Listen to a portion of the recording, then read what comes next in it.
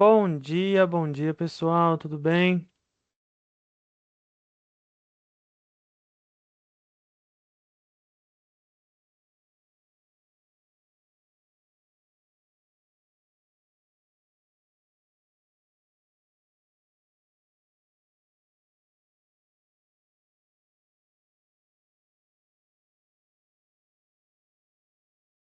Estou compartilhando minha tela aqui. Se vocês puderem dar um ok que vocês já estão vendo a minha tela, por gentileza.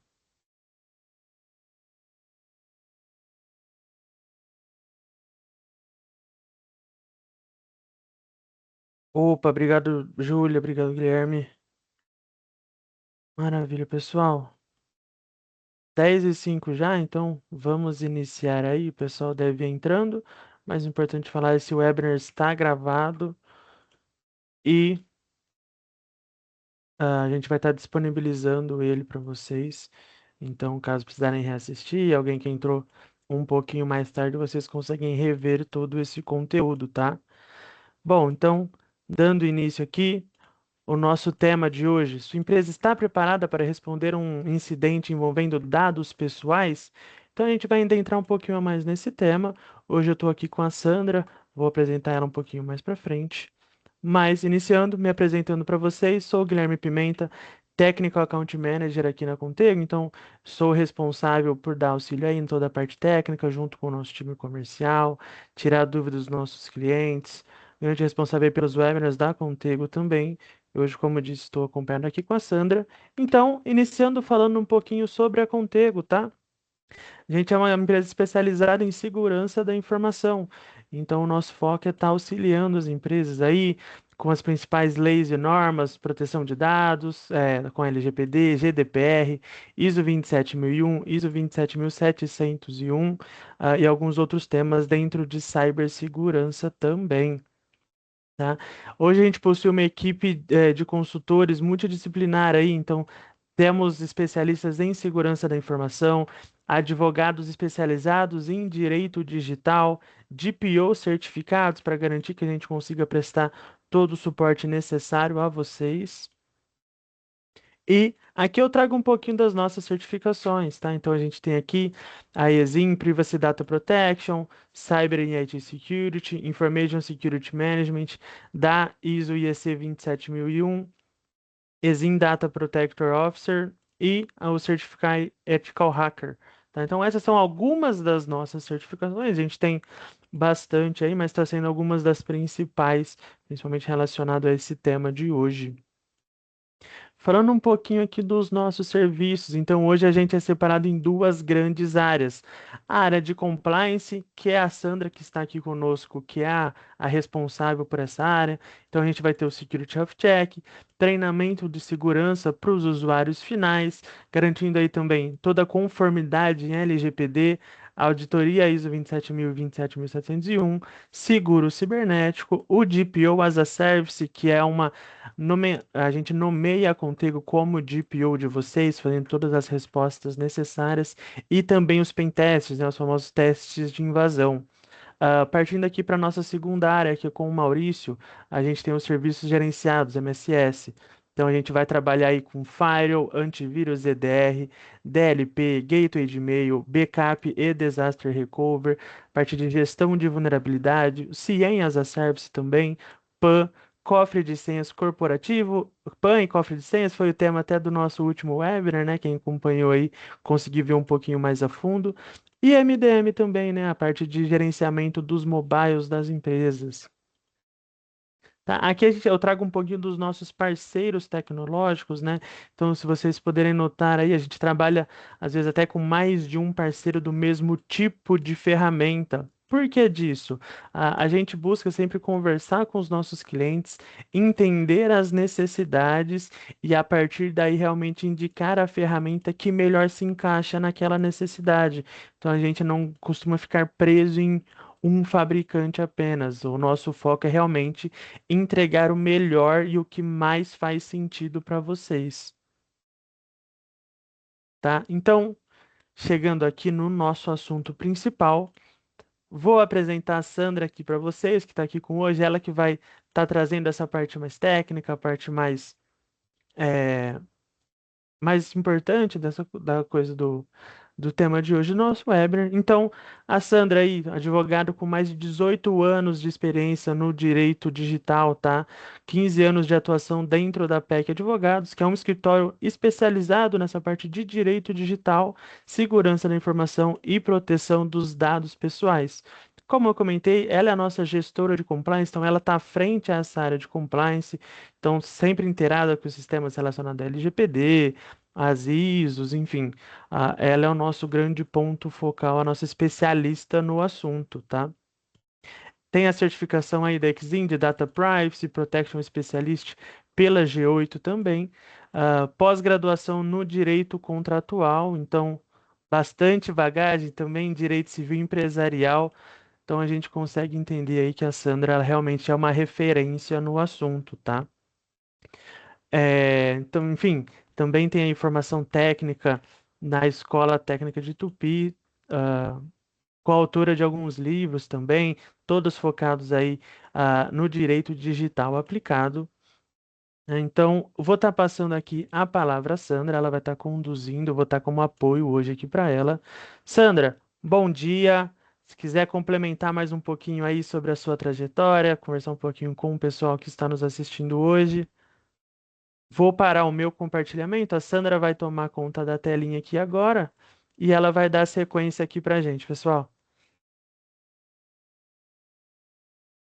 Olá, bom dia a todos. Primeiro quero agradecer a disponibilidade de todos vocês, né? A gente está aqui com uma turma bem bacana de 18 participantes. É sempre muito bom quando a gente consegue ter esses momentos dentro das nossas empresas, das organizações, para tratar sobre esses assuntos. Eu estou compartilhando a minha tela aqui com vocês. Gostaria de saber se vocês já estão visualizando. Maravilha, Sandra, tá aparecendo aqui pra gente, sim. Ótimo, então. Vou pedir para os participantes, né, se tiverem algumas dúvidas, podem pôr ali no chat. O Pimenta está aqui me ajudando, né? Então, ao final, a gente vai abrir um espaço para tirar dúvidas de vocês, para esclarecer pontos, né? E hoje, nosso principal objetivo é, junto com vocês, tratar sobre um tema que cada vez mais chama a atenção de todos, que é como responder de forma adequada o incidente de segurança da informação, principalmente envolvendo dados pessoais, uma vez que, se aquele incidente envolver dado pessoal, nós temos até 3 dias úteis para reportar para a NPD, se ele for enquadrado como um incidente envolvendo dado pessoal que possa gerar um alto risco aí para o titular do dado. Então, veja que nós temos um tempo curto. Então, nós temos que estar preparados para uma situação como essa. E aí é onde entra a simulação de sala de crise, que ela tem um papel extremamente relevante e hoje muitas das organizações ainda não se atentaram para o papel da simulação da sala de crise. Tudo na vida é uma questão de treino, né? Então, nós sempre vamos conseguir lidar com situações e cada vez melhor se a gente já estiver preparado para aquele cenário. E é isso que nós vamos tratar hoje aqui com vocês. Alguns dados, eles são sempre importantes, até para a gente entender a criticidade do assunto. Para vocês terem uma ideia, fazendo um panorama, né, no cenário brasileiro, nós temos aqui um custo médio de violação de dados pessoais dentro das organizações aqui no Brasil de 7 milhões. E aí eu estou falando inicial, por quê? Porque isso, dependendo do porte da empresa, do impacto, pode ser muito maior. Mas aqui a gente está falando dos primeiros dias, onde a gente já identifica impacto no faturamento da empresa, a gente já identifica gastos que têm que ser direcionados para trabalho forense, para esforço em termos de notificação. São várias pessoas envolvidas quando acontece um incidente, e é por isso que ele sempre vai ter um custo elevado quando ele gera impacto no negócio da organização. O Brasil, ele é um dos principais alvos quando a gente fala na América Latina. Na pesquisa realizada pela IBM, 84% dos ataques na América Latina em 2025 foram centralizados no Brasil. E das invasões que aconteceram, 46% estavam ligadas ao fator humano. E isso está muito ligado à questão da ausência de capacitação, né? E isso já é um fato para nós estarmos em alerta, porque nós não estamos só dependendo das ferramentas funcionarem, mas das pessoas agirem de forma adequada para garantir a segurança do ambiente. E quem trabalha com segurança da informação sabe que quando nós falamos em elo fraco, o elo mais fraco é sempre as pessoas. Então, se nós temos um índice elevado de que as invasões estão amarradas a pessoas, é claro que nós temos que investir em estar mais preparados. E aqui é preparação geral, desde a equipe de resposta a incidente, mas todos os usuários da empresa, para que eles consigam lidar diante de um cenário que possa colocar em risco a segurança da empresa. Não é muito comum nós ouvirmos, apesar de ter várias notícias, mas os casos de incidente de segurança nas empresas, principalmente na esfera privada, porque não é algo que você fica noticiando, né, dando publicidade, até porque um dos principais efeitos quando acontece um incidente não é só o custo interno, mas o custo que isso também vai ter e repercutir na marca, na confiança dos clientes. Muitos dos casos que a gente ouve são casos públicos, né? Então, eu trago aqui para vocês um caso no ano passado do IPEM, do Instituto de Pesquisa, que aconteceu em São Paulo, onde houve um ataque em massa organizado, aonde toda a rede do IPEM ficou indisponível, demorou em média 10 dias para eles conseguirem recuperar. Foi um ataque de ransomware. Só nos primeiros dias, o impacto financeiro que eles tiveram pelo fato de não conseguirem faturar os insumos que, no caso deles, são insumos relacionados a exames de câncer, coração e rim, foi de 2,5 milhões. Isso só nos primeiros dias. Eles levaram em média para conseguir mensurar os prejuízos que eles tiveram 3 meses. O impacto na produção foi grande, porque eles tiveram que suspender a produção dos insumos, mas além do impacto que isso gerou de faturamento, também gerou um impacto nos clientes. Foram mais de 400 hospitais e clínicas que foram impactados. E esse impacto também gerou repercussão em pacientes que deixaram de realizar os exames que já tinham agendado por conta do insumo. Então, um incidente de segurança, ele tem vários desdobramentos e afeta várias pessoas. O que uma sala de crise, né, uma simulação ajuda? Ela vai nos ajudar a tentar acelerar o processo de recuperação deste ambiente, uma vez que o treino faz com que as pessoas tenham mais celeridade na tomada de decisões. E isso é muito importante, porque como nós observamos aqui, olhando só esse caso específico do IPEI, tem vários outros no mercado, né? O impacto que um incidente pode ter. Então, sim, esse assunto ele é relevante, ele precisa ser tratado com seriedade dentro das organizações. É claro que há outras questões também, como regulatórias, que nos obrigam a tratar sobre esse assunto, mas o impacto financeiro ele é elevado. E não é uma questão de eu não vou ter o incidente, é uma questão de quando esse incidente vai acontecer. Até porque, como nós falamos, a questão do fator humano tem contribuído bastante. E quando a gente fala em fator humano, olhando as causas, a principal causa é a engenharia social, é a questão do phishing, né? Então, nós temos vários desdobramentos quando a gente fala em engenharia social que visa manipular as pessoas, que podem ser um phishing por e-mail, mas hoje com inteligência artificial, a gente tem vários outros recursos que acabam enganando mais facilmente e obtendo informações dos usuários que fazem parte da nossa empresa, principalmente porque eles também hoje se expõem muito nas redes sociais. Então, consequentemente, nós temos que ter uma preocupação. E hoje, se a gente for ver dentro das empresas, poucas empresas incluem no seu plano de capacitação simulações de teste de phishing, né? Simulações de ataques de phishing de forma recorrente. Inclusive, isso é um dos produtos que a própria Contego desenvolveu para auxiliar os seus clientes, mas é algo que ainda está sendo amadurecido. Então, qual que é o problema central, né, que nós temos que focar para tentar corrigir, para melhorar a nossa performance quando a gente fala em resposta de incidente. Muitas das empresas ainda não têm um plano formal. Quando a gente conversa, as organizações falam: não, mas se tiver um incidente, eu tenho a minha equipe de TI que vai atuar. Mas o que nós precisamos é ter um plano formalizado, com ações. Por quê? Porque se eu tenho um plano com ações que precisam ser realizadas e as pessoas que estão envolvidas nesta resposta sabem quais são, a chance de você tomar uma decisão que pode gerar um impacto no negócio, uma decisão equivocada, ela diminui. Né? E também acelera o processo de tomada de decisão, porque eu diminuo o tempo de análise, de questionamentos, porque todos sabem o que precisam realizar. Ter um comitê inativo, isso também é um problema nas estruturas da empresa. Existe no papel a formalização de um comitê de privacidade e segurança da informação, mas não existe recorrência. Quando acontece um incidente, o comitê ele também é acionado.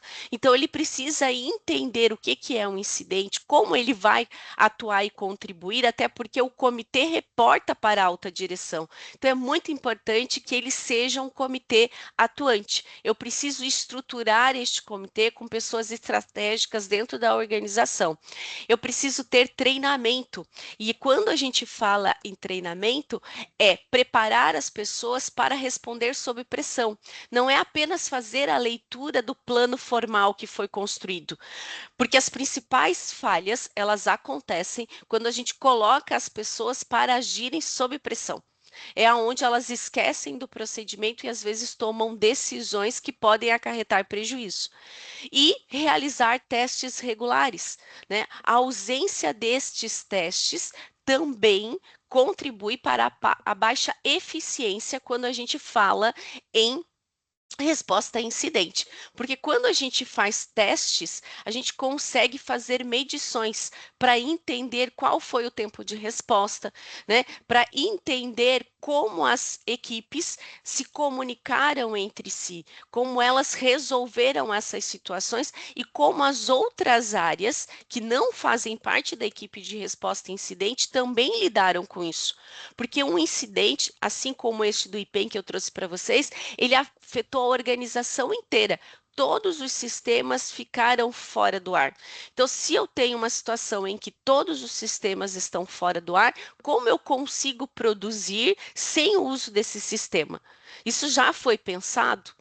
Então, nos testes, a gente consegue trazer várias situações que podem gerar documentações complementares para serem utilizadas como plano B, dependendo do tipo de incidente. Qual é a responsabilidade de uma equipe de resposta a incidente? Este é um outro problema. Quando a gente pensa em uma equipe de resposta a incidente, a gente está pensando em um grupo de pessoas qualificadas para agir nesta decisão. Eu não estou falando de uma pessoa isolada dentro da TI. Né? E também não estamos colocando uma sobrecarga em cima da TI apenas. Por isso que é importante eu ter especialistas em segurança, eu conseguir ter um leque mais abrangente, nomear pessoas que vão estar atuando em diferentes frentes dentro da equipe de resposta a incidente. Muitas vezes a empresa tem o plano formalizado, neste plano existe a equipe de resposta a incidente, mas essa equipe ela não foi estruturada, ela não foi treinada. Né? Então, no momento da crise, quando vai usar o plano, quem é que faz parte da equipe de resposta a incidente? É aí que vai pensar em montar. Só que quando faz isso, você está perdendo tempo, né? A sua empresa ela está parada, ela está sem resposta. E isso vai aumentando aquele número de 7 milhões para 10 milhões, para 11 milhões e assim por diante. Então, a equipe de resposta a incidente ela tem que estar preparada para detectar e analisar o incidente de forma rápida, avaliando o impacto. Ela tem que estar preparada para gerenciar todo o ciclo, né, de contenção, erradicação, recuperação.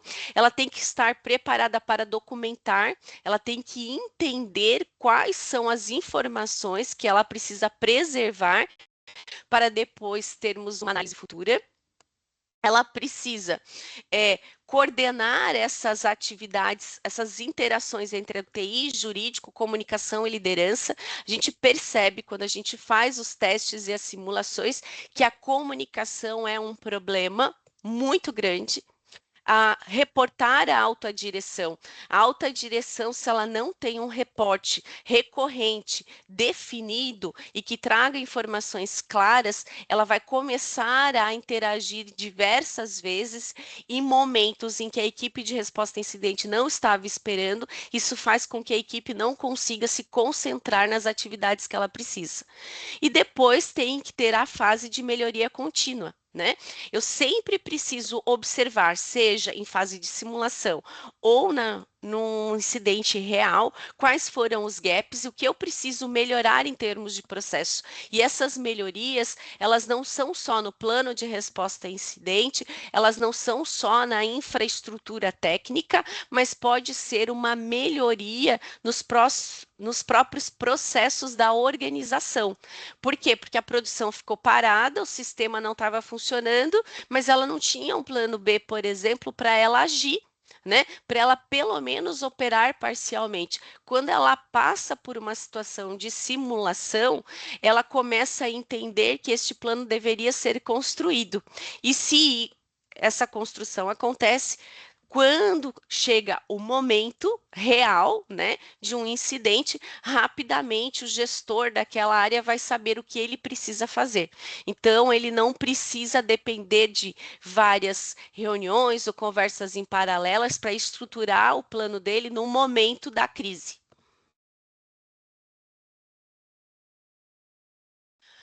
Ciclo de vida da resposta de um incidente. Um ciclo de vida de resposta de um incidente, ele envolve várias fases. Uma delas é a preparação. Muitas vezes a organização ela ignora isso, mas faz parte do ciclo de vida de resposta a incidente. O que que é preparar? Preparar não é apenas ter um plano de resposta a incidente. O plano de resposta a incidente ele é relevante, importante, porque quando eu documento, eu tenho como cobrar, como simular e verificar se aquilo funciona ou não dentro da organização, mas a preparação envolve também simular, treinar, verificar e documentar quais são as ferramentas disponíveis para quando acontecer um incidente. Né?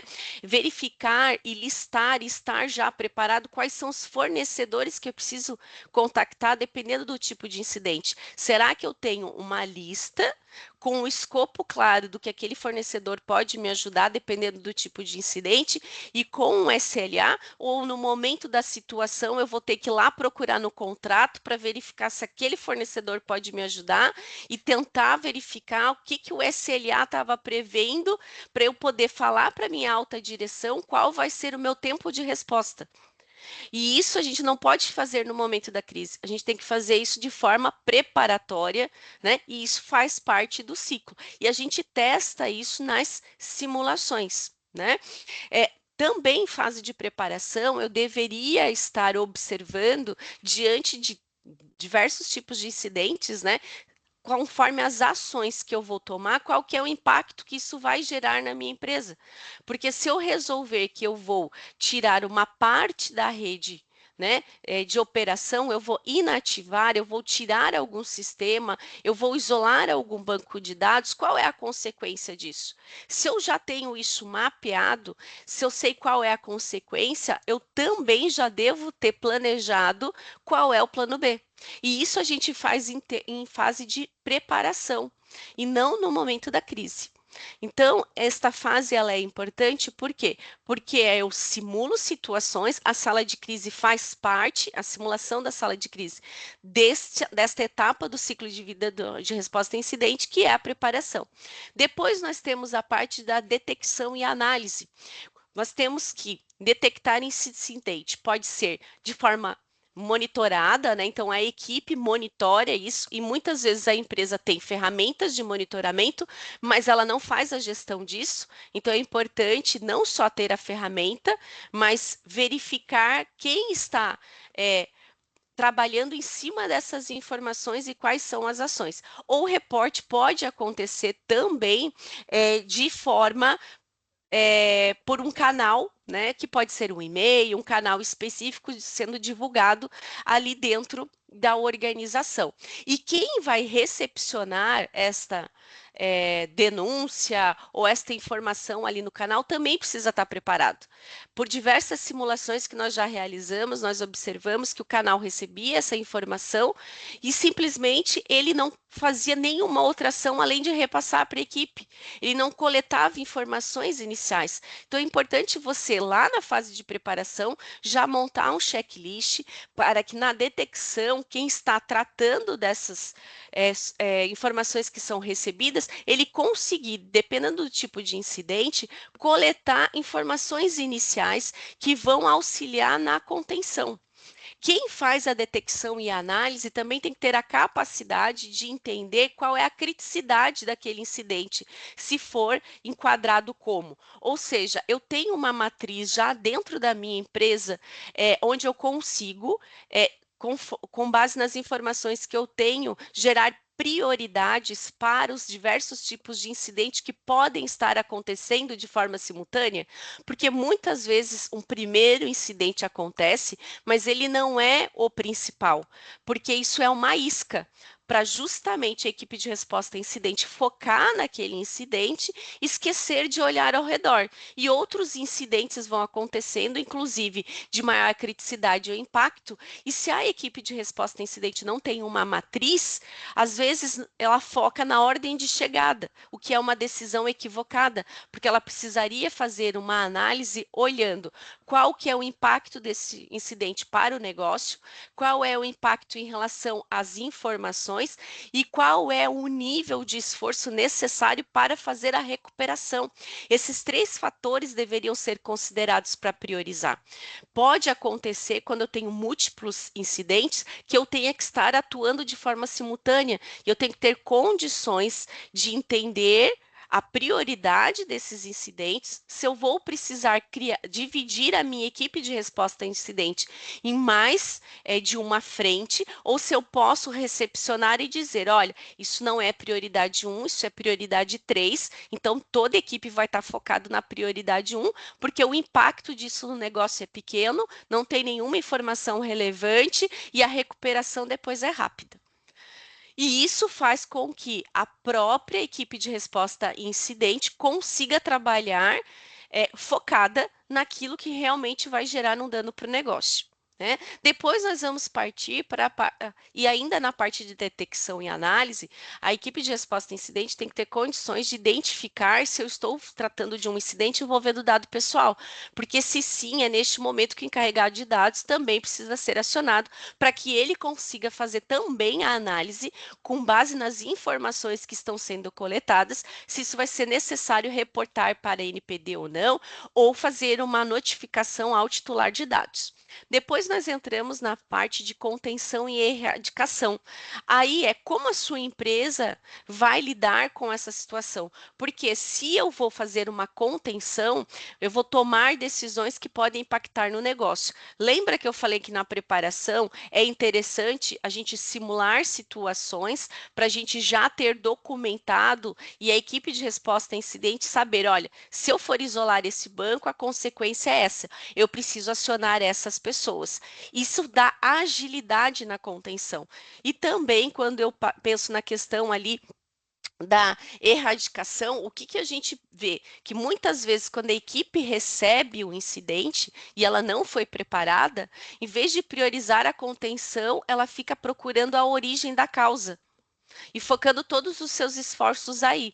E, dependendo da situação, ela poderia dividir a equipe em dois momentos: alguém focado na contenção e outro em entender a origem para erradicar a situação e preservar as provas. Né? Nós temos a fase de recuperação, que é de restauração. E aí nós identificamos vários problemas sempre na parte quando a gente tem que restabelecer ambientes, na parte de backup. Muitas vezes há um procedimento de backup, mas os backups não são testados. Os backups eles são únicos, eles não são segmentados. E quando a gente faz uma simulação de sala de crise, a gente coloca a equipe em situações que ela consegue identificar as melhorias que ela precisa fazer. O pós-incidente, é claro, ele é essencial. A gente gente tem que sempre estar aplicando um PDCA para que a gente consiga identificar, né, o que foi feito e o que pode ser melhorado. Não só para a gente diminuir o nosso tempo de resposta e as melhorias dentro da equipe de resposta a incidente, mas também internamente no processo como um todo. A simulação de sala de crise, ela vem justamente para trazer essa celeridade. São exercícios práticos, né, onde a gente simula situações mais realistas, aonde a gente coloca casos, mas a gente também realiza intervenções. O que que é isso? Às vezes eu posso estar diante de um ataque de ransomware, mas imagine que toda a equipe está focado na contenção deste ataque, mas não está monitorando o que está acontecendo, por exemplo, nas mídias sociais. E pode ser que alguém internamente vazou essa informação. Se você tem uma empresa com investidores, né, isso já pode estar abalando a sua imagem no mercado. Então, nós temos várias situações que a gente tem que pensar que ela não é focada só na contenção técnica, mas no que acontece em volta.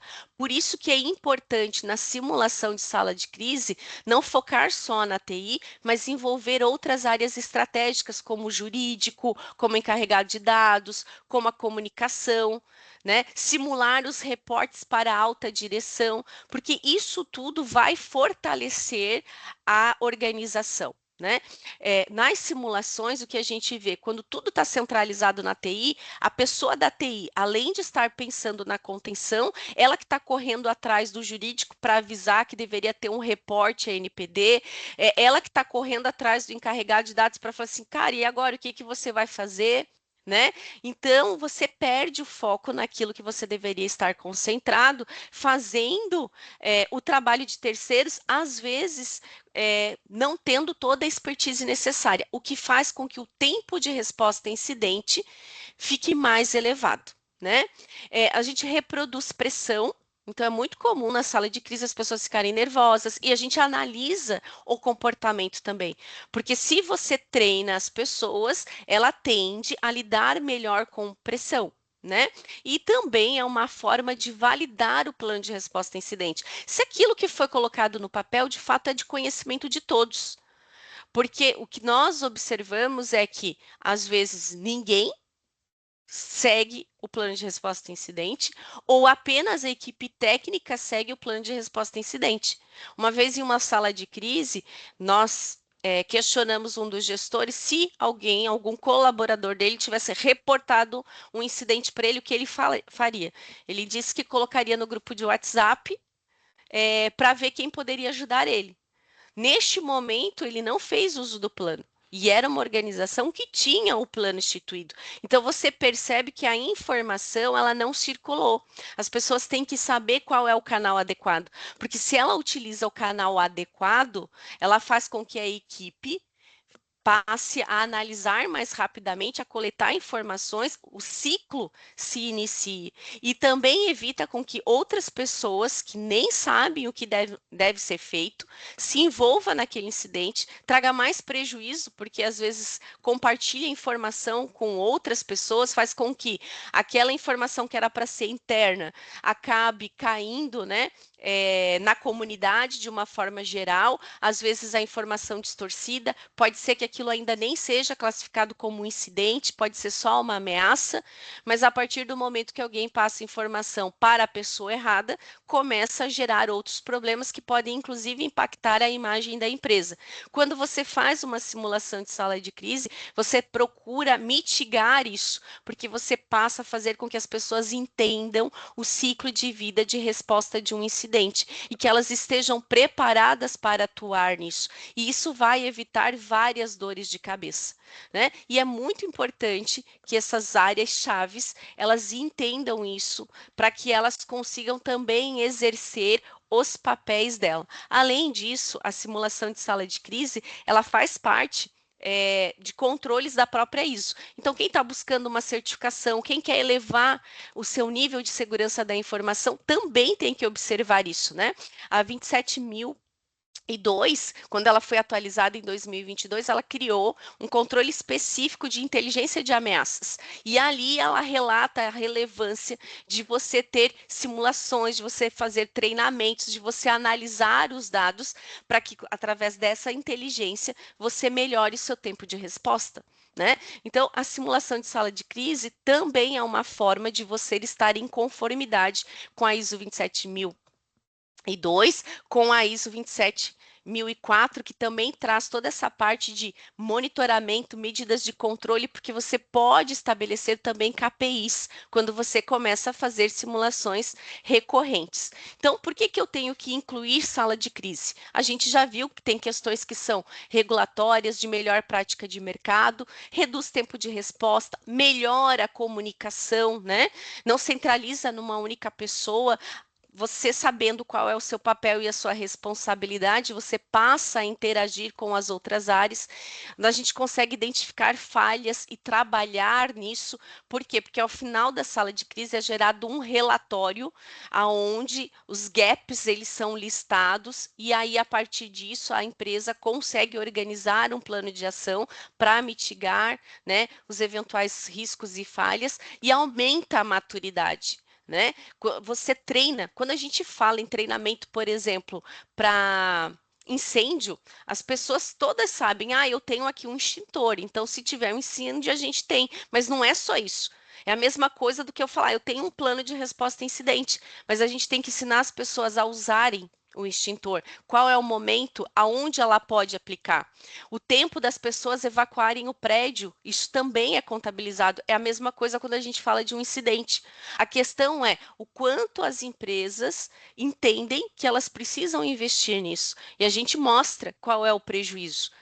Outro ponto que é importante, quando você tem um incidente de segurança da informação envolvendo dados pessoais e você tiver uma situação que tiver que notificar a NPD, ela não vai só olhar o quanto você foi célere para responder o incidente, né? O que você fez após o incidente. Ela vai olhar o quanto você se preparou para aquele incidente, o quanto a sua organização investiu antes. Então, quando você tem um plano de resposta a incidente, quando você tem um plano de simulação de sala de crise, quando você tem testes documentados, tudo isso vai te auxiliar na sua defesa e mostrar para a NPD que, apesar do incidente ter acontecido, porque nós já falamos que não é uma questão de se vai acontecer, mas quando vai acontecer, que você vai utilizar toda esta documentação, né? Quais são os benefícios? Decisão mais rápida, redução do impacto financeiro, melhora a gestão da crise, maior confiança da liderança, né? E aderência regulatória. Como eu falei, nós temos não só as ISOs, que são melhores práticas, mas nós temos uma resolução, que é a resolução 15, que trata de incidente de segurança envolvendo dados pessoais, no caso da NPD, mas nós temos várias outras regulamentações. Quem é de mercado financeiro sabe que tem resoluções específicas, né, sobre cibersegurança que precisam ser atendidas e que a simulação de sala de crise acaba contribuindo para isso. Então, o que nós temos que fazer é elaborar um plano de simulação de sala de crise, fazer com que isso se torne recorrente. E isso também vai fazer parte do plano de capacitação das empresas. Todo ano, as empresas deveriam estar investindo em capacitação com foco na segurança dos seus dados. Né? E quando você tem um plano, você está documentando isso. E aí é claro que isso passa a ser institucional e as pessoas, as áreas, passam a ter conhecimento disso. E aí a gente vai ganhando maturidade. No plano de execução de simulação de sala de crise, que é um documento que faz parte da governança, então eu tenho um plano de simulação de sala de crise, eu tenho um plano de resposta a incidente, eu tenho a sala de crise em si, que é uma sala de exercício, ele assegura o quê? Essa condução sistemática, que isso vai fazer parte, né, já da estratégia da organização. Ela ajuda a definir KPIs, porque eu posso olhar e medir a capacidade de resposta, a aderência aos processos, né? Isso faz com que eu tenha, de fato, um ciclo de PDCA formalizado, alinha as expectativas também e, principalmente, reforça papéis e responsabilidades. Aí eu trago aqui para vocês um checklist com várias perguntas para provocar vocês, né? Diante de um ataque de ransomware, quem tomaria a primeira decisão e em quanto tempo dentro da sua empresa? Há uma equipe de resposta a incidente estruturada? Existe clareza sobre o que vocês vão fazer nas primeiras horas? Há protocolo definido por tipo de incidente? E essa aqui é uma pergunta bem interessante, porque o plano diz como eu devo agir, mas um protocolo é: eu tenho um ataque de ransomware. Qual é o protocolo que a minha equipe de resposta a incidente vai seguir para ela não deixar passar nada? O protocolo é igual a um protocolo médico. Quando você tem uma dor de cabeça, o médico vai lá e olha o protocolo e fala: olha, dor de cabeça, você toma este remédio. Quando você tem protocolos escritos por tipo de incidente, isso faz com que a sua equipe de resposta a incidente ganhe agilidade, que a informação não se perca, principalmente se você tem rotatividade dentro da sua organização, né? Se for necessário envolver terceiros, eu rapidamente sei quem são esses terceiros. Nós passamos por uma simulação de sala de crise que a equipe envolveu um terceiro que nem fazia parte do escopo dele trabalhar numa sala de crise. Então, não tinha clareza nem interna sobre o que tinha de contratação. Quem tem autoridade para declarar uma crise? Não é todo incidente, né, que significa uma crise. Como será feito o reporte para alta direção? Isso está claro? Quem vai fazer? É a mesma pessoa da TI que está lá organizando a equipe de resposta a incidente? É o gestor ali da equipe? Quem é? Né? Jurídico, comunicação e TI, está treinado? Por quê? Porque nós temos que observar o que está acontecendo em volta, o que está saindo na mídia, o que os nossos investidores querem saber, se a gente vai precisar comunicar internamente de que forma, porque se eu também não preparo os meus usuários internamente, o incidente está acontecendo, eles não estão sabendo, mas quem provocou o incidente, né, o cybercriminoso, enfim, pode aproveitar da situação para explorar a vulnerabilidade ali das pessoas, né? Entrar em contato, às vezes através de um phishing, né, por voz, falando: olha, vocês estão passando aí por uma situação de ataque de ransomware, eu preciso que você me passe esse usuário e essa senha para eu interagir aqui num outro ambiente para ajudar a restabelecer. É capaz da pessoa, achando que está ajudando, passar uma informação para quem não devia. Então, a gente tem que conseguir falar para as pessoas, explicar o que está acontecendo, tentar mitigar situações de pânico, para que isso não afete a imagem da nossa empresa no mercado, né? Já temos templates pré-montadas de comunicação? Ou na hora que você vai querer verificar quais são as informações que eu tenho que repassar, por exemplo, para um titular do dado, né? A clareza de quando o encarregado vai ser acionado? Quem faz o registro do incidente? Não, não tem ninguém registrando. Depois que a gente fizer tudo que a gente vai registrar, aí já não tem mais as informações que precisa, né? Então, aqui são algumas provocações para vocês testarem internamente e verificar quais são as respostas, né? Como a Contego pode apoiar a sua empresa? Desde fazer a simulação de sala de crise para justamente apoiá-los na evolução da maturidade de vocês, testando o que há, apontando para vocês o que não tem, né? Tentando entender qual é a dor de vocês, quais são os cenários mais críticos, aonde vocês já passaram por alguma situação de incidente que vocês não conseguiram lidar, para a gente melhorar isso. Então a gente valida na prática, né? O que já foi construído, a gente orienta o que precisa ser melhorado e a gente consegue, se for simulações recorrentes, apoiá-los na criação de indicadores, né? Que isso é muito importante. E é claro, há várias outras formas que a gente também pode atuar junto com vocês, como testes recorrentes de phishing, ferramentas, etc. Né? É muito importante que a gente crie uma capacitação multidisciplinar. Então, essas simulações a Contego pode fazer junto com vocês e vai instigando o jurídico, a comunicação, o marketing, colocando eles em situações que não é só a contenção técnica, mas que faz parte de um incidente. né? E aí, com o tempo, isso vai criando um engajamento. Nas nossas simulações de sala de crise, a gente observa isso, né? Que as pessoas começam a ficar mais atentas aos procedimentos, elas passam a ter uma outra postura, e quando você é um líder, o que você precisa numa situação de crise é justamente passar confiança e uma postura segura, né? Então, precisamos sim melhorar as nossas estruturas. Para vocês terem uma ideia, né, essas mesmas pesquisas que eu trouxe os dados para vocês, reportam que há no Brasil uma média de 2.766 ataques. Não estou falando que é incidente, mas que são ataques que podem gerar um incidente. Então, acredito que não há mais nenhuma dúvida sobre a relevância desse assunto. Quero me colocar à disposição, né, de vocês para responder dúvidas e perguntas. Se alguém ainda tem alguma visão diferente sobre simulação de sala de crise, quer compartilhar alguma experiência, quer trazer um questionamento, acho que agora este é o momento, né, Guilherme, da gente fazer aí essa interação com vocês. Maravilha, pessoal. Então, estamos abertos aí a a receber perguntas que a gente consegue entrar um pouquinho mais dentro do assunto. Até eu mesmo gostaria de aproveitar ali, Sandra, você comentou ali um pouquinho, né, na sala de crises, o como é importante esse assunto. E realmente, eu entendo que ter essas salas de crise, essas simulações vão ajudar ali, ó, os times a conseguirem ter uma resposta mais assertiva, né, em caso de ocorrência de algum incidente, algo nesse sentido.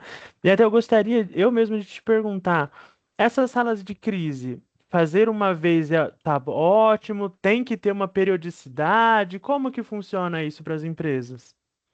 Vamos lá, essa é uma boa pergunta e também é uma dúvida recorrente, né? É claro que, aí eu, como uma boa advogada, vou usar aquela expressão depende. Depende por quê? Depende também do nível de maturidade e do comprometimento da sua empresa que a gente vai construir ao longo do tempo, né? Então, pelo menos uma sala de crise anualmente ela precisa ser feita.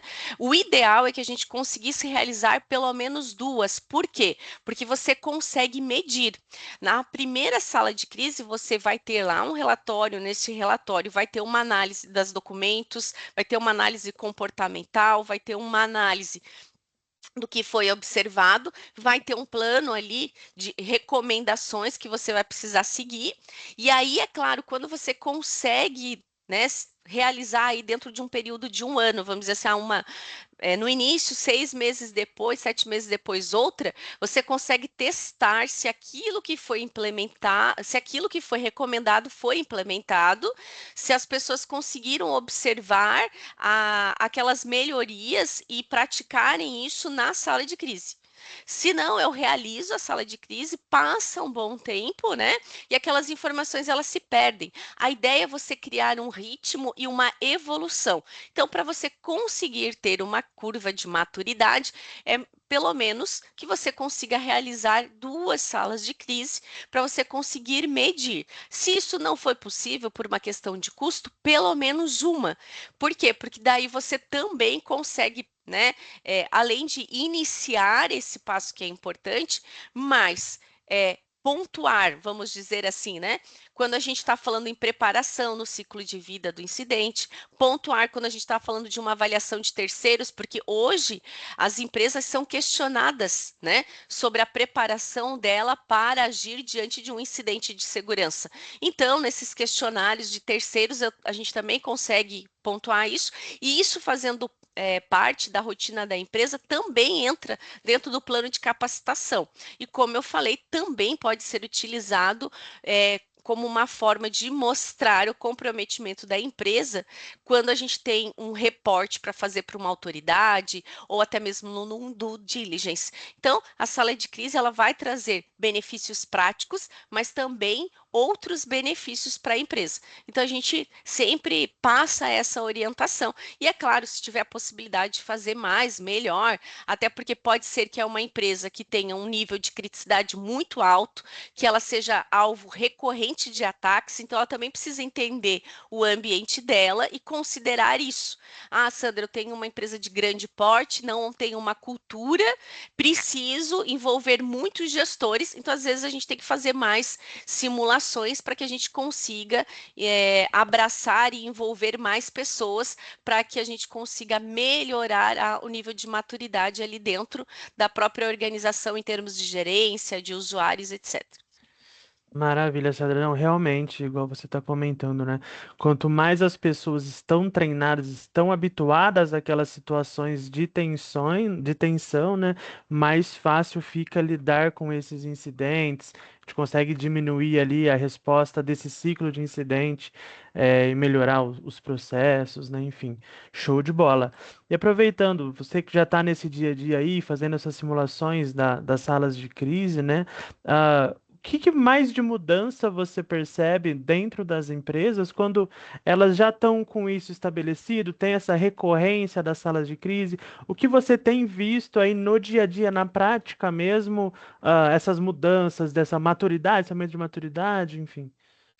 O ponto central, Guilherme, é justamente a questão da maturidade. Isso fica perceptível. A primeira é sempre aquela questão, né? A primeira vez nunca é tão bom, né? Então, a primeira vez da sala de crise, geralmente as pessoas têm mais dificuldade, mas quando elas vão para uma segunda ou para uma terceira, você vê o comprometimento delas em fazer diferente, né? E o que a gente também vê quando você cria essas simulações é o quanto esse assunto passa a ser discutido não só em nível técnico, mas em nível gerencial. E os próprios gerentes que participam, né, começam a observar o impacto na sua operação. Né? Porque quando você tem, por exemplo, eu trago um gestor da indústria de produção. Ele quase não trata sobre incidente na rotina dele. Mas quando ele participa numa sala de crise e ele entende que aquilo pode paralisar a operação dele, ele já olha de uma outra forma. Então, ele vai depois, né, voltar para a área dele, observando quais são as ações que ele poderia executar, como plano B, como plano C, se aquilo acontecesse. Então, você vê um desdobramento, né, de planejamento que não é só aquela contenção do incidente, mas é como mitigar riscos da paralisação da operação. E isso faz também com que reduza a questão financeira, do prejuízo financeiro, porque o faturamento ele é impactado. Né? Então você vê este olhar diferente, que é um olhar para o negócio. Que muitas vezes, quando você olha um incidente só com um olhar técnico, você não consegue ter essa visibilidade, mas o impacto ele é no negócio. Então, sim, criar salas de crise nessas simulações faz com que o assunto deixe de ser só da TI, passa a ser um assunto de todos. A gente consegue fazer com que os gestores e os demais líderes tenham mais empatia numa situação de crise, né? E sim, eleva o nível de maturidade, eleva a documentação, passa-se a criar vários protocolos, e a gente vê que as pessoas começam a entender a gravidade porque elas sentem isso na pele. E tem várias situações, tem muitas histórias. Tem gente que passa mal, já tive que dar água, né? E é só uma simulação. E aí eu fico me perguntando como seria se realmente aquilo tivesse acontecendo. E aí, quando você está indo para a terceira ou quarta sala de crise, você já observa a postura. Quando você começa o exercício, a pessoa já traz com firmeza qual é a ação, como ela vai executar. Então, tem sim uma evolução comportamental muito clara. E isso tudo vai aparecer no relatório depois, né? Porque a gente sempre faz um comparativo das anteriores para a última. Legal, show de bola. Não, realmente é interessante esses comparativos, né, que a gente consegue mostrar na prática essa evolução de maturidade que você está comentando. Show de bola. Pessoal que está aqui conosco ainda, Vocês têm alguma pergunta para Sandra? Gostariam de entrar, abordar mais algum tema relacionado a esse assunto que a gente trouxe para vocês hoje? A gente está disponível aqui ainda, Passamos um pouquinho do tempo planejado, mas continuamos disponíveis para tirar dúvidas caso vocês tenham alguma. Falando Bom, sobre a disponibilização dos materiais, pessoal, a gente vai disponibilizar a gravação desse webinar em nosso YouTube, tá? Só pesquisar ali por Contigo Security, você já consegue nos encontrar lá. Esse, os webinars passados, futuros, todos serão postados lá. E o material aqui que a Sandra trouxe para nós, com as informações, será disponibilizado por e-mail para vocês, perfeito?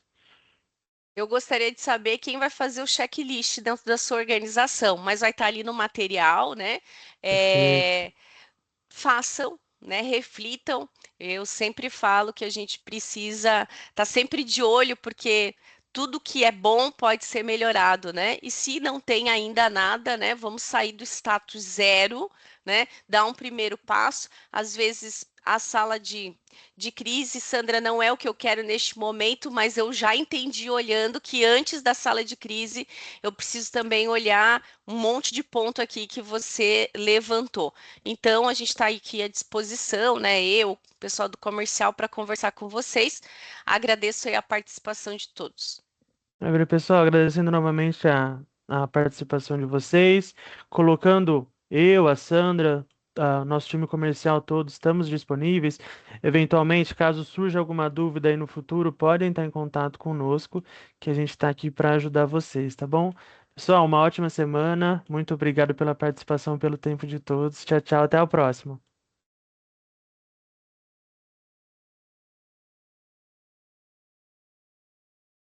Obrigado, Priscila. Obrigado, Júlio. Uma ótima semana. Tchau, tchau.